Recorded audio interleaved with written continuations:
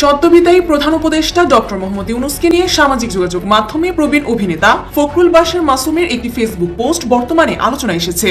বৃহস্পতিবার ডক্টর ইউনূসের সাথে তোলা একটি পুরনো ছবি শেয়ার করে নিজের মনের অব্যক্ত কথা ও শঙ্কা প্রকাশ করেন এই শিল্পী।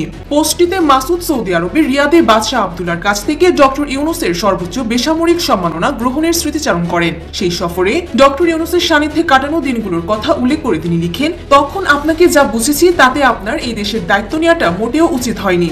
অভিনেতার এই মন্তব্যের নেপথ্যে রয়েছে এদেশের রাজনৈতিক বাস্তবতা। তার মতে এদেশের মানুষ সংকটের সময় ত্রাণকর্তাকে মাথায় তুলে নাচলেও সংকট কেটে গেলেই সেই ব্যক্তিকে আবার আসামির কাঠগড়ায় দাঁড় করাতে দ্বিধা করে না।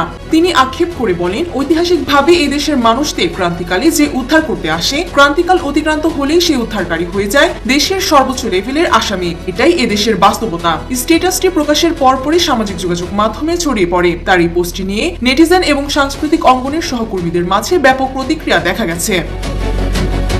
সবশেষে প্রিয় ব্যক্তিদের সুস্থতা কামনা করে অভিনেতা তার পোস্টটি শেষ করেন।